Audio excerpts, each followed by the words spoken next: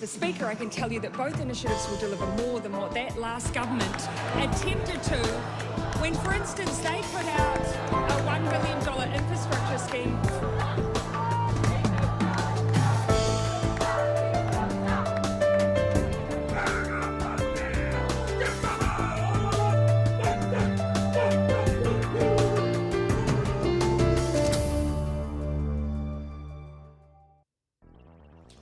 Tēnā koutou, I'm Selwyn Manning and welcome to A View from Afar. And today, political scientist Paul Buchanan and I will analyse how New Zealand and other nations are now overtly providing intelligence expertise in the defence of Ukraine. But is it unclear whether the signals intelligence or SIGINT and technological intelligence or TECHINT operations are a part of the NATO partnership or a part of the Five Eyes intelligence network's operations?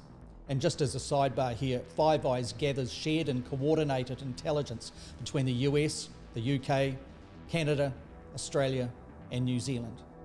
Now, does confirmation from New Zealand Prime Minister Jacinda Ardern this week that New Zealand has deployed 7 defence intelligence officers to the United Kingdom and Belgium underscore a direct involvement against Russia in defence of Ukraine by other independently positioned nations like New Zealand? And Jacinda Ardern, she also said the deployment would see New Zealand defence personnel connect with their United Kingdom counterparts and assist with intelligence analysis and specifically geo-spacial analysis. And I quote here, to assist with the heightened demand for intelligence assessments. And she went on to say, and I quote again, some of our people will directly support intelligence work on the Ukraine war.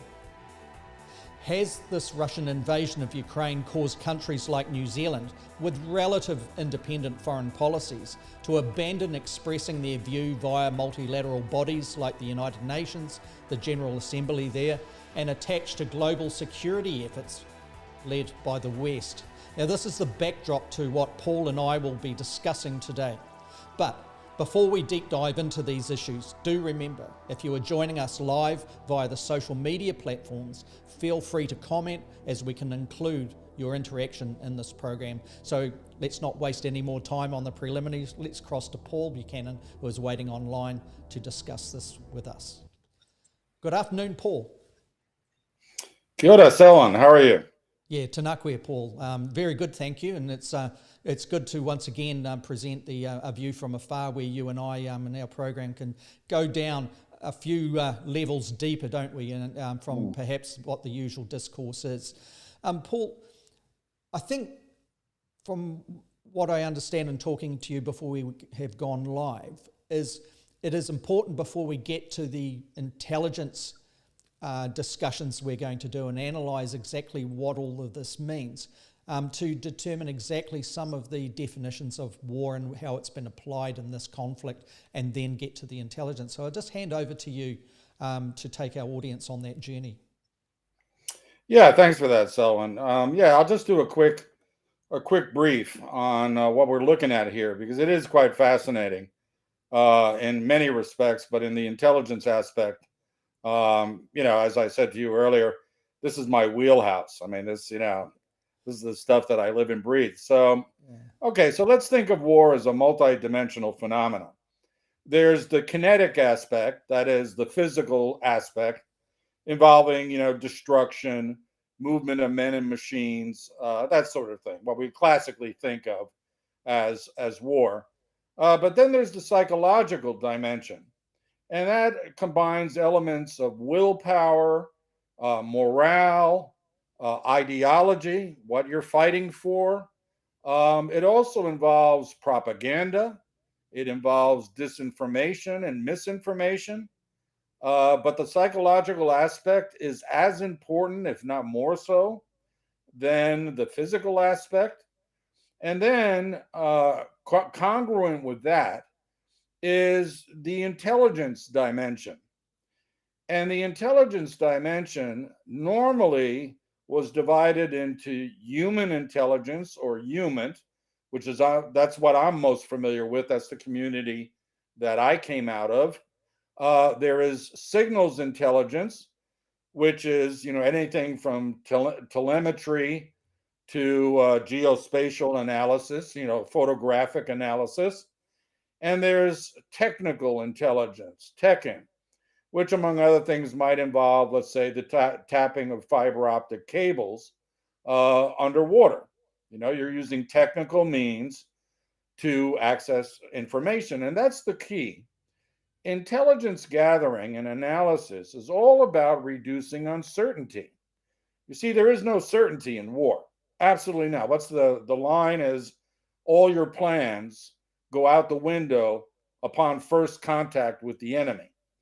And so, the idea is you try to get as much intelligence as possible in order to diminish the uncertainties in front of you. And if you can, achieve some sort of certainty. Let's say the whereabouts of a Russian commander, precisely his GPS location. You can target him, as it turns out, the Ukrainians have done very effectively. So that's what the intelligence is gathering about. But this war is the first, what we might call, open source intelligence war, because what we have added as the third dimension to the intelligence war, so we have human, SIGINT, TECHINT, now we have what is known as OPSINT, open source intelligence gathering, and that's everybody and their aunt using GoPros, cell phones, whatever technical means they have, but particularly through social media. So whether it be a photograph or a video or whatever, it has its metadata and often its geolocation with accompanies that, doesn't it? And just as a quick explanation here, Paul has kindly pointed me in a couple of directions about how this has been feeding in from people on the ground, families, soldiers, but the civilian population mainly inside of Ukraine, feeding into such bodies. And what I'm pointing here is basically the Centre for Information Resilience. But most significantly, what's on screen now for those that are listening and not seeing is a geo map. It's a map with layers on top of it where it is pulling in information that has been provided by way of the civilian population on military losses for Russia, military losses for Ukraine, munitions, evidence of strikes, civilian infrastructure damage, also degrees of severity relating to the violence that has been observed as well. And each one of these colour-coded markers, once again, is geolocated. You tap on it, it brings up, like on screen, I just tapped on one, it brings up a video for, in this case, and this was just random, footage showing the aftermath of a Russian strike on one of the railways there, and there's a video. Most significantly, it has got the time and the metadata, it's got the place geo-located, and it's got the visual of what is being presented there. I just wanted to fill in that, Paul, rather than you have to explain it in detail there. Yeah, and so, I mean, think of it this way, and our New Zealand audience will understand this because I'm going to use a fishing analogy. Let's say you're a Ukrainian citizen, and you've just seen a Russian convoy come in, and they've all parked up in a plaza, and they've unloaded weapons caches into an abandoned building. You're just a civilian scrounging for food or whatnot, but you could walk by that building, and because the Ukrainian Defense Ministry has established channels for people to put information on it with what they see, you can literally press a button and geolocate that building for the Ukrainian military to target. I mean, literally just by walking by, just by pressing a button. And in a way, it's like a fish finder. You know how fishermen go out and they find a good fishing spot and they geolocate it and then they don't tell anybody about it? Well, this is a little different. They tell everybody about it, at least in official circles. So in the old days, you would have people, good citizens go out and, locate, let's say, where the enemy is holding his weapons and try to make a call so that they could call in artillery onto that building. Well, now it's a lot easier. You use your cell phone, and it immediately geolocates the location where this enemy is, and they will target it. They may do secondary checks to make sure that you're not calling in false strikes, because that's bound to happen. But nevertheless, Ukrainian citizens have joined en masse, and then they've been joined by the open source intelligence community. Outfits like Bellingcat and many others. Private satellite imagery companies are offering their services to the Ukraine through NATO and the like. So the Russians are up against it because the Russians only have themselves, and maybe the Belarusians are helping them when it comes to imagery and that sort of thing. But the intelligence war is being won decisively by the Ukraine, backed by the West. And here's the interesting thing I'll say before we get into New Zealand and its role.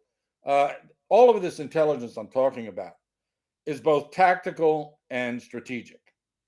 The tactical intelligence, is battlefield intelligence, but it can be theater wide.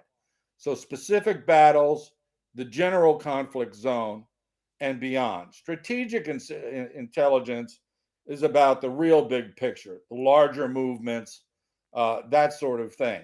And right now, the concentration is on various levels of tactical intelligence gathering. The strategic intelligence is already there. I mean, that's the things we saw before the war. And obviously, if the Russians are moving troops from the eastern districts, which they are, that's all part of the equation now. But what's amazing is to see the non-governmental aspect of this intelligence gathering effort, because it's coming from sources all over the West. And I think what it's a recognition of, Selwyn, is that, we may have our ideological differences, conservatives and progressives and all of that. But I get the feeling that, at least in the West, people really don't like the idea of a country waging aggressive wars and invading other sovereign states. And I admit, and I include the United States in that. I mean, the United States behavior has been checkered, to say the least.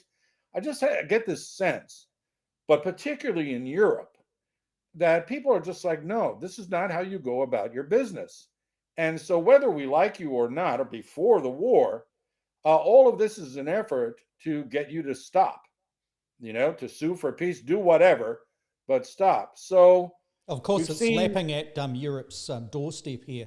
It'll be an interesting test whether or not a US-led conflict, heaven forbid, did it occur again like we've seen in the past. And we have our tensions in the other polar elements relating to the South China Sea and areas like that. And we see the potential militarization of the Pacific with respect to China's footprint and military bases, or in the Solomons, right on Australia's northern borders, in a sense. But it would be interesting to see whether that continuity continues on when the ambitions of the West are in play as well. But that perhaps is another total episode of A View from Afar that we could examine and look at that while this one perhaps takes its own shape. But back to the intelligence, Paul, and you mentioned once again, and in the intro I did too, relating to New Zealand by way of its Prime Minister, Jacinda Ardern, really making it very clear, that it was taking part in assisting the Ukrainian defence through intelligence analysis, which is an operation of its own, isn't it, in a sense? So what will the intelligence, like I understand it's analysis, and the heavy on the analysis, geo-spacial was mentioned, for example. Is it making sense, Paul, of all of the, is that where there's a deficit, that all of this information is feeding in, and you need the the analysts come in and make sense of it and then deploy it. For example, my question there in a basic way was, what will the intelligence, including geospatial analysis, most likely be used for, and how would it be derived or deciphered and delivered? Because the delivery is the important thing when a conflict is occurring, isn't it? Yeah, and just by way of concluding, I think that one thing we're going to learn from this, the Ukraine-Russian war, is that if the United States tries to unilaterally attack somebody under some pretext, the way it did to Iraq in 2003, I believe, it won't be able to do so. I think that world opinion has turned on these sort of great power bullying tactics. And that was your big point, so that I jumped in on there. So sorry about that, but that's a very important point, isn't it? That's a very important point.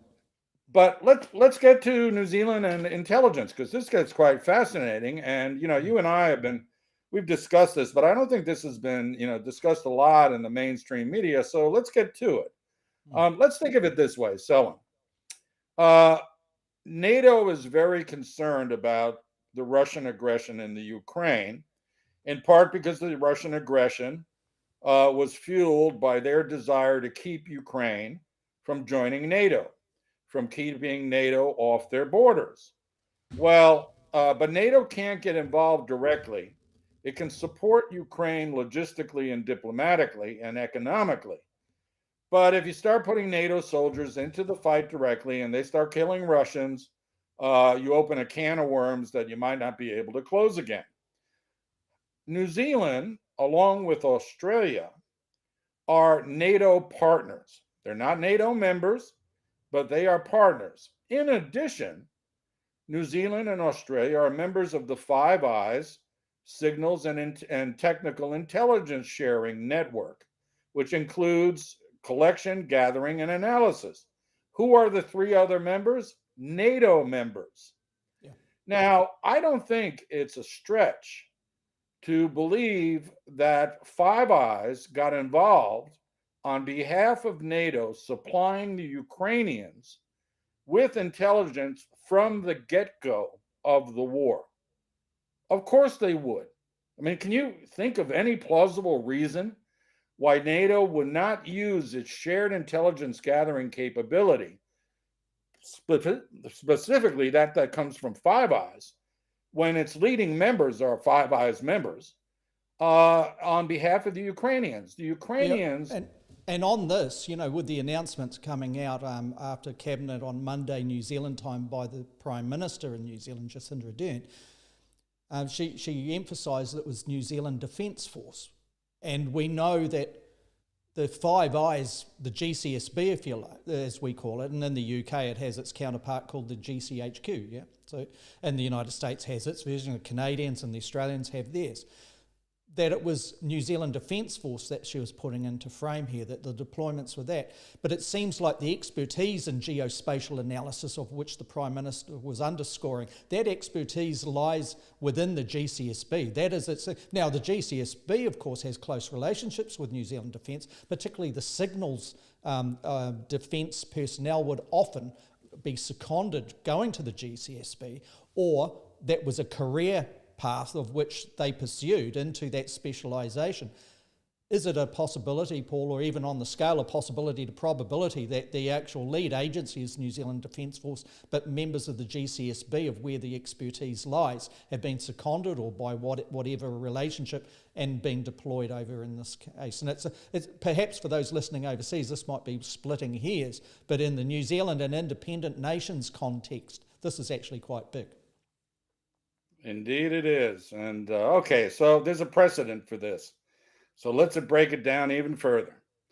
The as I said before, the signals and technical crowd do both tactical and strategic intelligence gathering. And as I said just now, New Zealand and Australia are Five Eyes partners who are also NATO partners. NATO can't get involved directly in the Ukraine. But in the past, Australian and New Zealand signals and technical intelligence officers, again, GCSB officers, have operated in the field in Afghanistan and Iraq in conjunction with New Zealand forces, not just working for the New Zealand Defense Forces, but for, in the case of Afghanistan, the ISAF, the International Security Assistance Force, that was in Afghanistan up until very recently, doing tactical intelligence.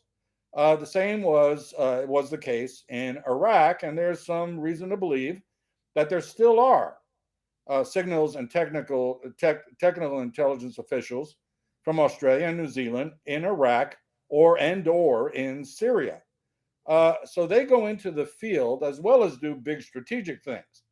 Now, I would submit to you that not only do I believe that Five Eyes would have been working with NATO to supply the Ukrainians with intelligence from the beginning of the invasion, and there's some reason to believe that a lot of the problems the Russians have had with their communications are due to electronic warfare measures undertaken by the Ukraine, but using technologies that are not known to them. Yeah, this So jamming of communications, for example, in the initial week of the invasion. Yeah, that's sort of standard stuff, but there's a lot more going on.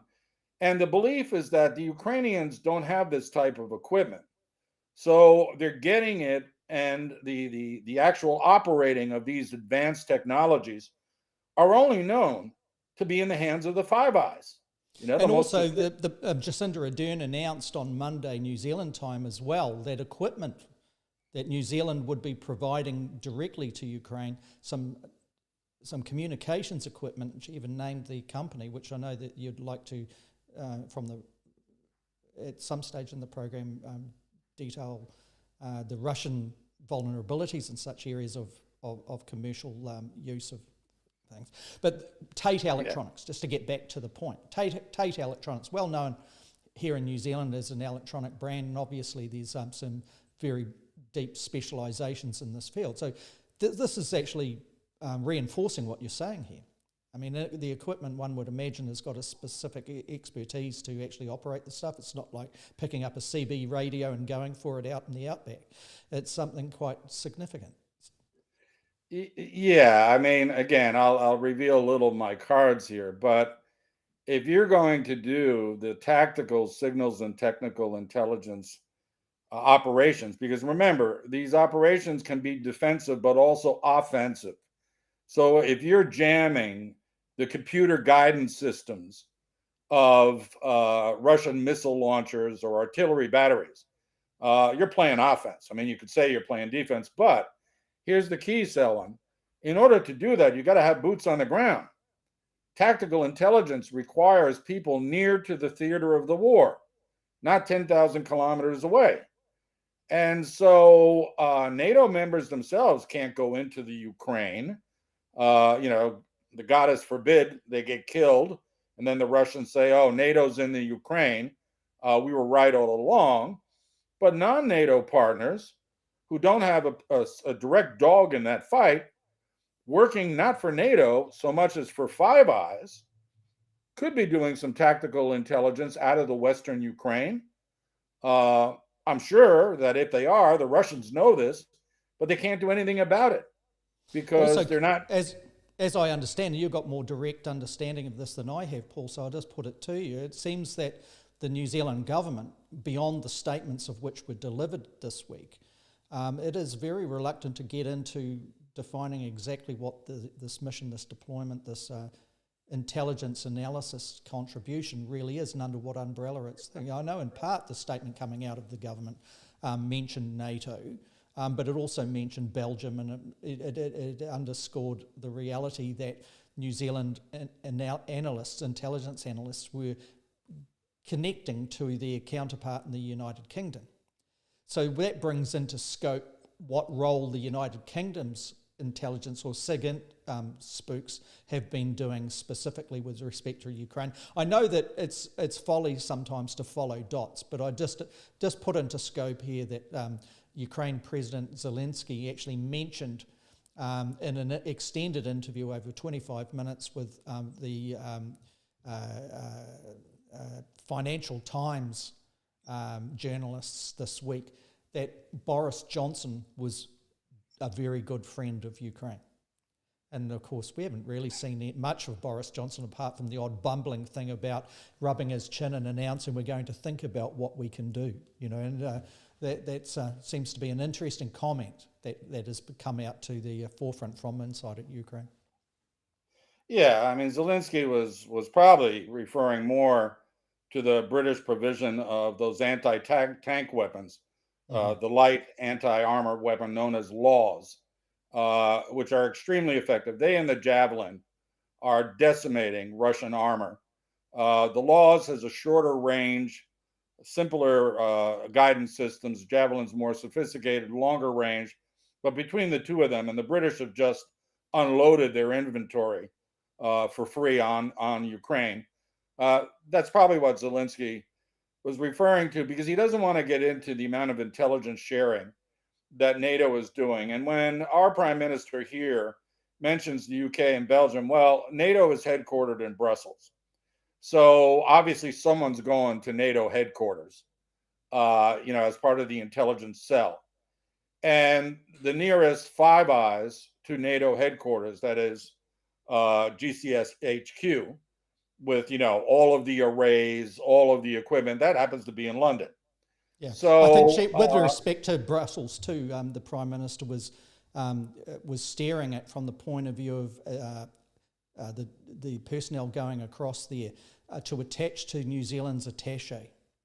That was in that, and it seemed like where she was going with it, although questions from the floor unfortunately didn't expand that part, but it sounded more like an observational assistance kind of role to that attaché. But that's a small component of what she was talking about overall. But you can see the delicacies. If New Zealand, as an independent foreign policy country, and I say relative here and add on, if it is attaching too close to as a partner of NATO, too close to NATO's operative interests here and operations in general, as opposed to perhaps if you compare to the Helen Clark-led Labour governments of the 2000s, where attaching to the multilateral response, like the only reason why New Zealand went and engaged inside of Afghanistan was because there was, to a degree, an endorsement from the United Nations for countries to do so, and operations came out of that. And of course, the Nordic countries that New Zealand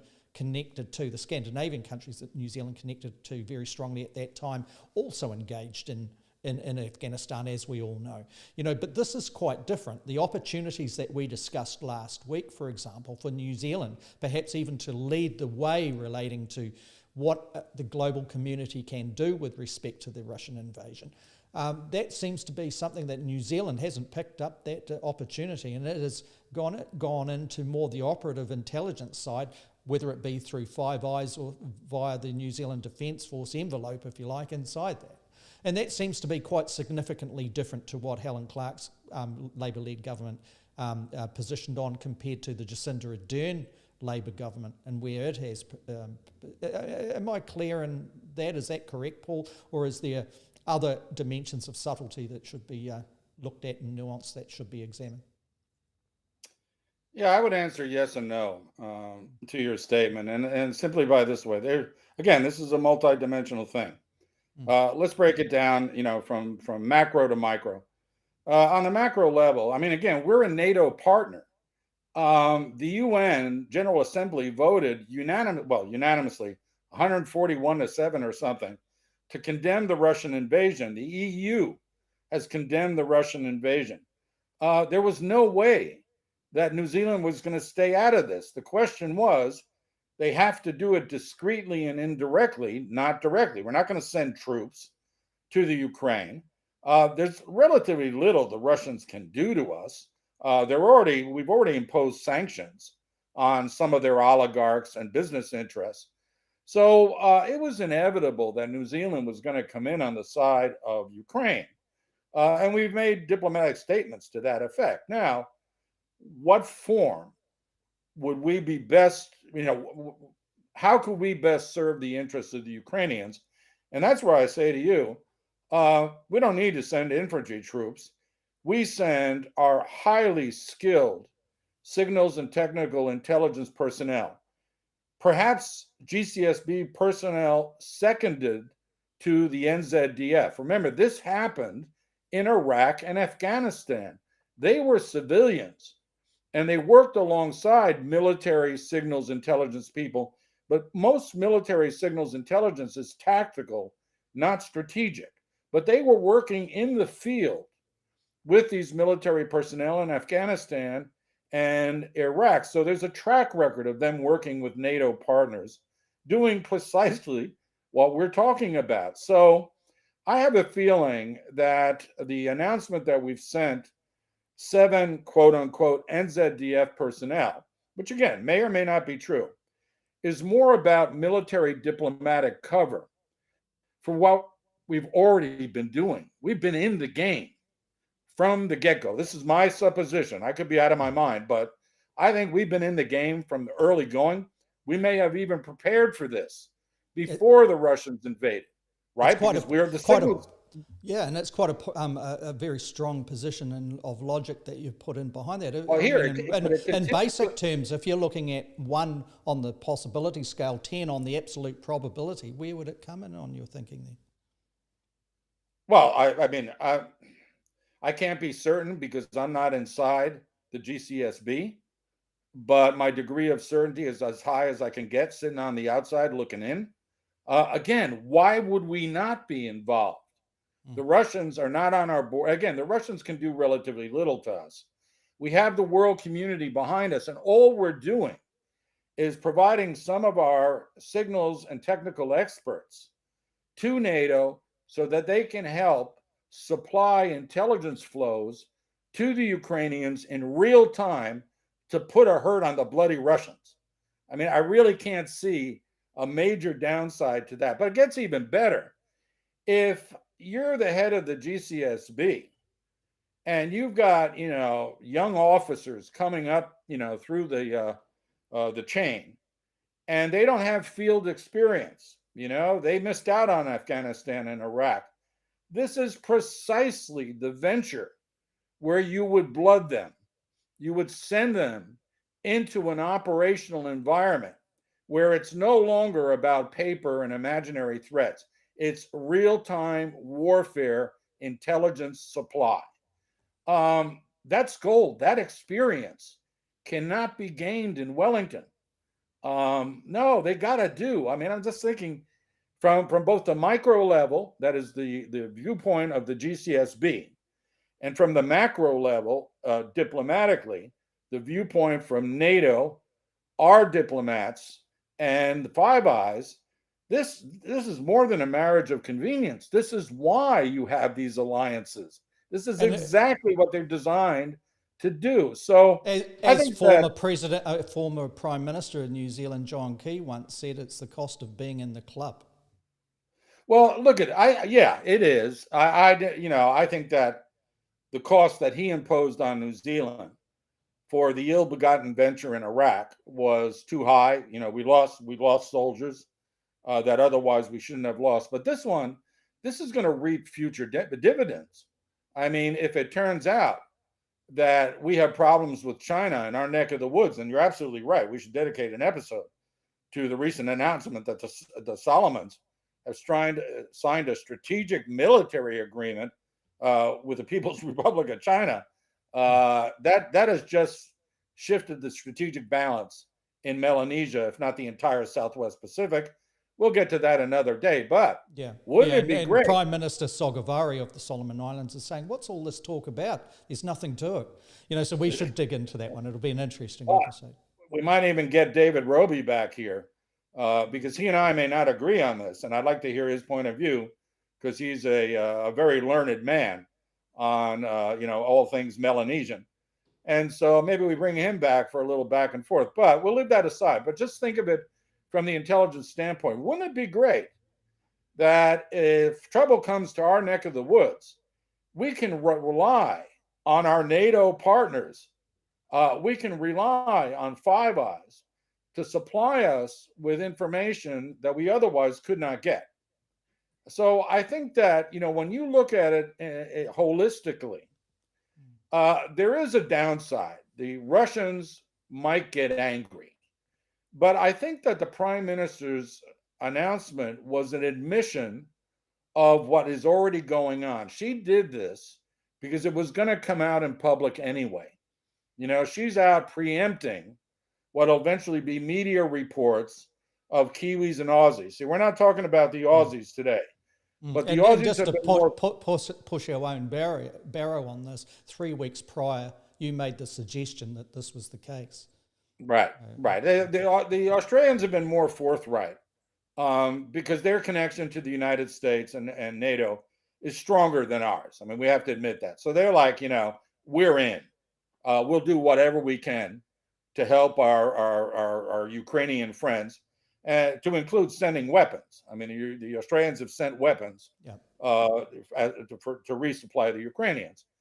So, I think, we've been in the game, if not from before the invasion, certainly as soon as it started, but it was under a different guise, or it was completely covert.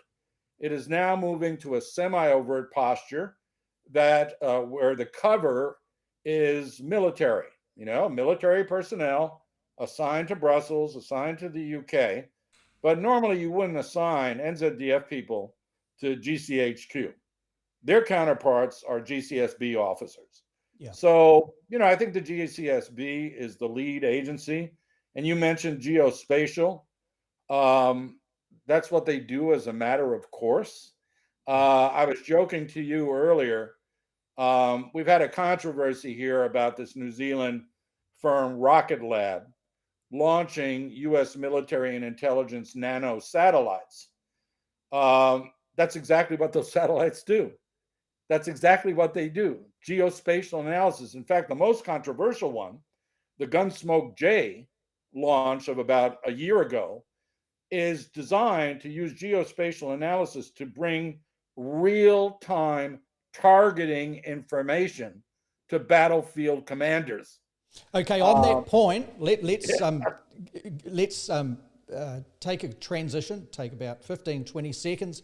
We'll be right back and we'll dig into exactly that point, and also from the point of view of intelligence and how it is making it difficult. What are the challenges that the Russian side is experiencing in this whole thing? We'll be right back.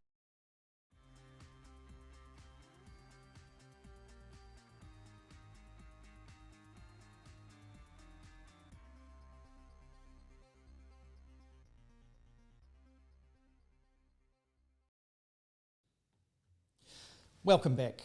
Now, overnight New Zealand time, the New York Post reported that the United States intelligence is asserting that Russia's President Vladimir Putin was and has been misinformed, and this is a quote from the New York Times, about the invasion from aides fearful about his reaction, stoking tensions within his own Ministry of Defence. Now, Paul, you just raised that whole issue relating to the targeting of commanders and generals. We know from the Washington Post's reportage, and I say that because of the position that the Washington Post operates in, that up to a week ago there were 7 generals that had been targeted and were killed in the field inside Ukraine territory in the course of this invasion. That was being analysed was a very, very, very high number of deaths of generals in any field, and they were equating it in a historical sense to how many Russian generals had died in the campaign that they had inside Afghanistan over a long period of time. So these are different times, different technologies, of course, and different tactics that may or may not be being used. But Paul, let's look at this through the frame of intelligence failures or intelligence wins. We understand that Vladimir Putin from these reports, and once again, these reports are coming out of Western US-led intelligence, so we need to make sure we underscore that. But is it a case where the Russian intelligence via its military or its FSB, etc., has actually got the accurate intelligence there, but it isn't able to deliver it for fear of reprisals from its leader? Well, there's 2 separate parts to this. I'll make the Kremlin part. I'll mention that quickly. You and I have talked about this. Authoritarian leaders get surrounded by yes people the longer they stay in power. No one wants to tell the big boss that the cape he's wearing looks ridiculous. And so they're afraid to tell Putin the truth. They were afraid to tell him the truth before the invasion. And it's led to this debacle. And this debacle has several dimensions. One is the miscalculation that the Ukrainians were going to fold, that the Russian speaking parts of Ukraine would welcome the Russians in. It turns out they don't, not universally. And so what they thought would be an easy run into Kiev has now become a quagmire that they're trying to slowly extricate from. So miscalculation first. Then they never anticipated what we've just been talking about, the formidable electronic countermeasures that have been leveled against their encrypted communications, their military communications. Everything is focused in on disrupting their communications to the point that they cannot communicate between battle groups and what have you. And the third dimension is because they decided to do a Russian version of shock and awe. On their march from east to west, they knocked down cell phone towers. They were thinking they were killing off Ukrainian communications, but without their own military communications, they were forced to start using conventional commercial cell phones, using Ukrainian towers to communicate to each other. These commanders you talked about who were killed, the word is that most of them were killed because they were on the bloody phone trying to get people to do things, and they were located. That's what Five Eyes does. And so in real time, they're going, Vasily, move further to up, boom. There's a big boom, and there's no more general. So the Russians are screwed. I mean, they're in fact, they're reduced to using Ukrainian SIM cards and using burner phones because that's the only way they can survive while maintaining communications. That, in part, is why they want to slowly withdraw to the east, because they have some measure of communication security. The closer they get to the Russian border, they can use countermeasures. But out near Kiev, outside of the Crimea, near Odessa, heck, I would argue that even around Mariupol, which they have not taken, they've besieged it, but they have not taken it. There's a belief, at least in Western intelligence circles, that they're having a hard time talking to each other in any language. And so I think that, miscalculation, incompetence, and then superior electronic countermeasures brought in by the combined weight of NATO and NATO partners through the Five Eyes on behalf of the Ukrainians, that's turned the tide. Because without their communications, and particularly if their communications can be targeted in real time, they're sitting ducks. Okay, so if you look at, and I made mention just prior to the intelligence coming out of the United States, was saying that there's this problem culturally where the intelligence officers of the Russian defense apparatus, they try to actually get across, but they know we can't actually talk to Putin in realistic terms because there's a danger. This is the nuance that's around the Western intelligence. Now, if you stand back and you think, is that a reality? Possibly likely, and you've given the reasons for that with authoritarian leaders, and we've had significant parts of previous episodes that have examined this type of thing. But when it comes to counterintelligence, of taking intelligence out that has a truth to it, things can become very confusing from the point of view of those that are reading it. When it's open sourced out there via the news media or whatever channel, it becomes very cloak and daggers. Can you unpick that for us, unpack it from a point of view of if there is an opportunity within a human intelligence part, or the intelligence comes back and the analysts say, this is the picture we're putting up. What is done there from a counterintelligence point of view? What happens at that point? Well, I mean, undoubtedly, we have human intelligence assets in the war in Ukraine. Maybe not the United States. Like I say, if New Zealand's got people on the ground in the Ukraine, it'll be signals guys, not human intelligence people. But they're there. They're obviously there because if nothing else, you can do better battlefield assessment, than any satellite can do. Remember, it's the human in the machine that makes for the outcome in a war. You need to be able to judge morale. Again, the ideological motivation of people. In Ukraine is pretty easy. The Ukrainians are defending their homeland, so that part's pretty easy to figure out. The question is, given that a lot of the Russians are conscripts, a lot of them were not told that they were invading Ukraine. They thought they were doing battle, exercises. You need human beings close to them to find out, what's their morale. Can they be convinced to stop fighting? So all of that, I'm sure, is at play. But let me talk about command and control structures in intelligence agencies and with the executive branch, okay, with the head of government.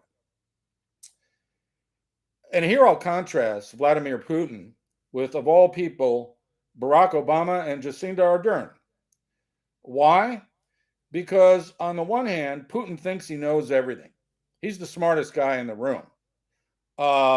Whatever you have to say, he'll take it under advisement.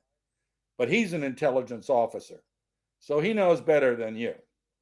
And if what you say to him doesn't concord with his opinion, he may ignore you. Worse yet, if you piss him off, you may disappear.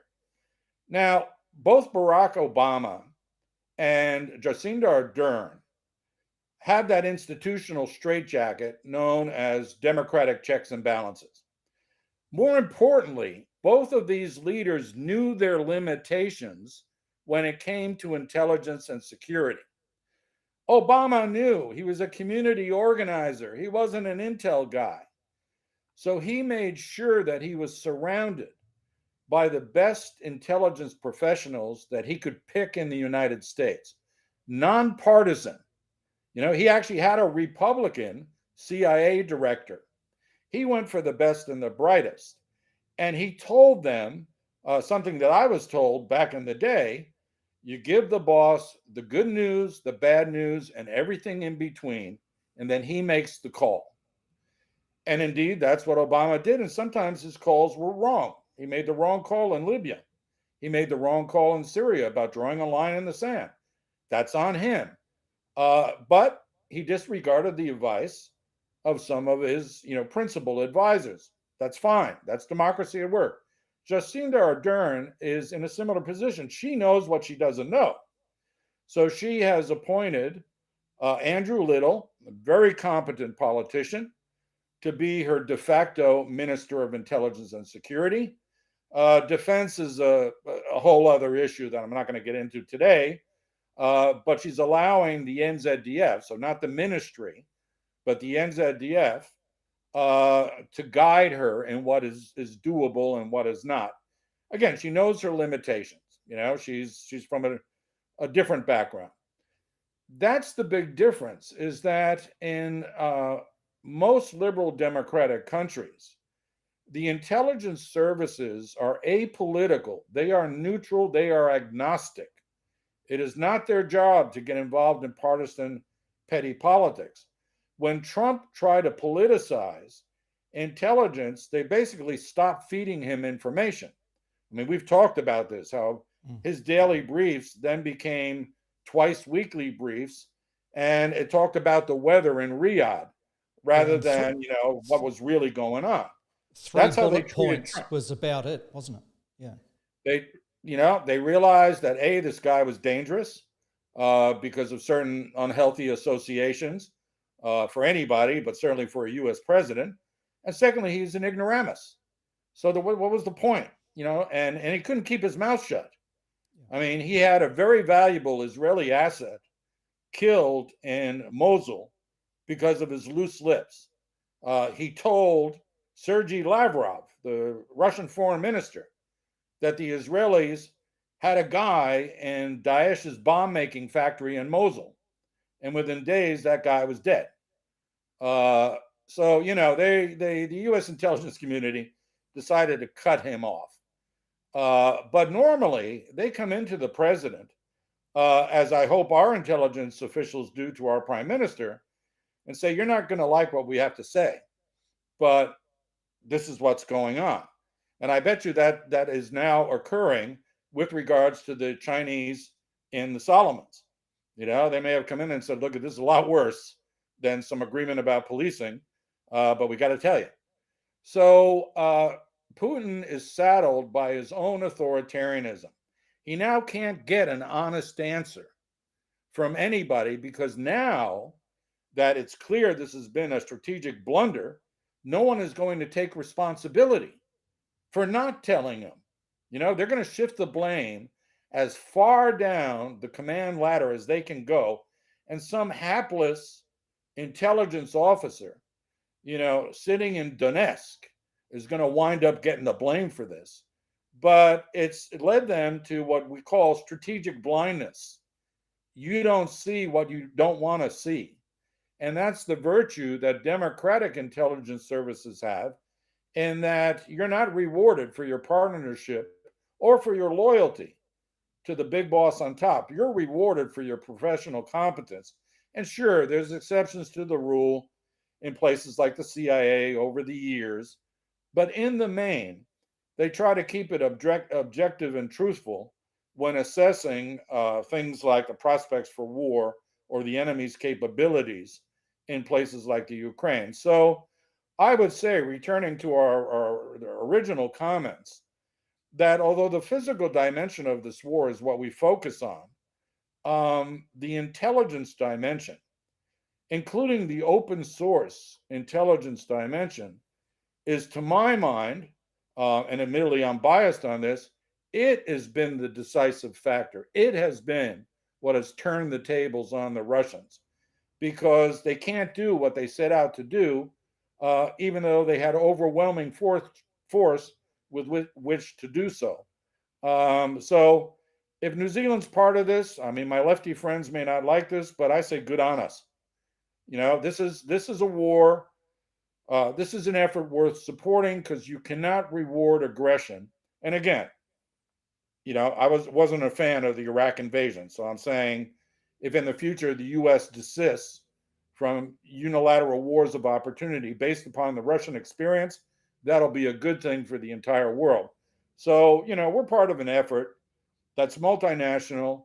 There's little that we can do in the kinetic field, but there's a lot that we can do decisively in the signals and technical intelligence field.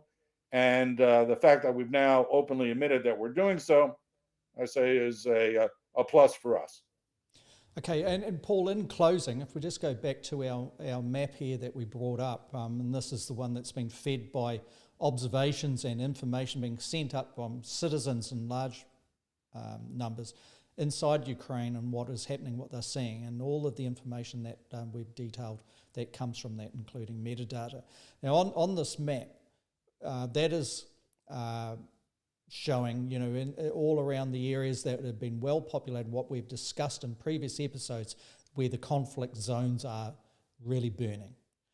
There's a lot of green locations outside of that where Russian troops have been identified as being, in position outside of the Ukraine borders, if you like. Now, in closing, we understand that even from Sergei Lavrov, the foreign minister of the Russian Federation, saying that there were breakthroughs in the ceasefire talks, or the talks relating to a stop to this war. Now, without going into that detail, do you believe that the Russians are going to retreat back largely to the eastern regions of Ukraine, or are they regrouping? I'm inclined to believe they're regrouping. I'm inclined to believe that the negotiations in Istanbul are a stalling tactic. They are going to reposition. I mean, I think it's pretty clear it's going to be impossible for them to take Kiev. The West, I mean, again, they can do brutish bombing, dumb bombing of population centers just to keep the Ukrainians intimidated and sheltering. But I'm not entirely sure that the Russians are sincere about withdrawing and consolidating their gains in the East. If they are, then that's what all of us predicted they were going to do in the first place. And then they exceeded those ambitions and decided to make a go for the entire eastern Ukraine, southern Ukraine, and the capital city. Now that that cannot happen kinetically, they may be backing up. But as I pointed out to you earlier, and I've got a question for you that I want to ask before we go. The worst time for a military is when they're retreating. As I pointed out to you, you're in mass formations, and then you fold them up into columns and you try to get out of town in various columns. That makes you incredibly vulnerable to counteroffensive and ambushes. So a lot of guys get shot on the way out, and no one wants to be that guy. So the Russians are talking about withdrawing, but some Ukrainian commanders believe it might be a sucker ploy to have them show their hands in a counteroffensive, and then the Russians can bring long-range weapons to bear on them in a measure that they can't now because they're concealed. I tend to think the Ukrainians know what they're talking about. And so I wouldn't trust the Russians as far as I could throw them. But maybe as they take more losses in what has now become a war of attrition, they will start becoming honest at the negotiating table. Zelensky's given them everything they want: neutrality, demilitarization. He asked for Crimea. He's not going to get that. Right now, the Ukrainians are thinking more about reclaiming Donetsk, the Donbass region. They think they can win it back. If I was Lavrov, I'd be telling his people, we got to do something honest before that happens. If not, it'll all be for nothing. Yeah, you've got May 1st coming up, haven't you? Inside Russia, that's a big deal, and they don't want a defeat or a cloud of potential defeat overshadowing. Exactly. They got to think about this long and hard, because if a counteroffensive pushes out from the Dnieper River back towards the east, the Ukrainians actually gain the momentum. The Russians have to cut bait, and then the question is, how do you do so? You told the Russian people you were going to denazify the place and take it over. That's not happening. In fact, the Russians have given up on the denazification stuff. You've got the Wagner Group mercenaries in there because your own soldiers can't fight hard enough. You've got Chechens and Syrians in there because you don't have enough troops of your own. This is not looking good for a long-term protracted war of attrition. And so they're increasingly backing themselves into a corner. But Selwyn, let me ask you a question. Before we came on the air, you were showing me some Russian media sources. I believe it was Sputnik TV or Sputnik. Can you show the audience what the Russians are putting out? Yeah. So this is how Russia is covering this thing. Well, one of the things relating to the United States politics is a headline: Donald Trump urges Putin to reveal compromising documents on Hunter Biden. Sure. So, most of our audience will know what is underneath that in the prelude or the lead up to the United States presidential elections and the weak spot of Biden, if you like, with regards to his son Hunter Biden and that space. But also, you've got here Arizona governor signs bills banning transgender rights, abortion after 15 weeks. That's a little bit more nuanced, perhaps.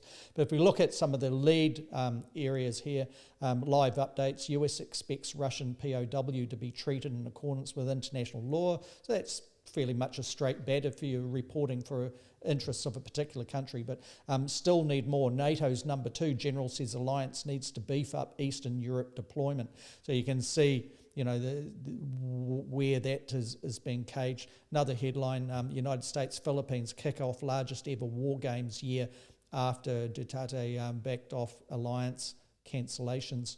Once again on Biden, WAPO, Biden family received nearly $5 million from Chinese executives. So I just thought I'd end on that one, on a summary of what's coming out of Sputnik overnight. Yeah, listen, the only place where the Russians have a strong fifth column is in the Republican Party of the United States.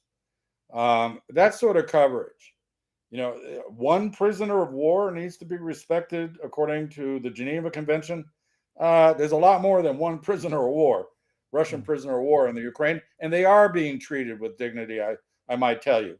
Once captured, I mean, the war fighting itself is fierce and unpleasant on both sides, to be sure. But the Ukrainians are trying to keep the moral high ground on here. And so I just find it funny they mentioned one hapless Russian when there's many more of his comrades under in similar circumstances. And then they talk about war games and other things further afield. The fact that they're not covering, blanket covering, military victory after military victory, and showing smiling Ukrainians waving daffodils, welcoming the liberating Russian troops, tells you all you need to know about how this war is going, because that's what they were sold before the invasion just a month ago. So, like I say, I mean, I am of the West. I happen to like liberal democracies rather than dictatorships. So maybe I'm out of my mind and the Russians are winning somewhere in some alternative reality. But I think things aren't going well for them.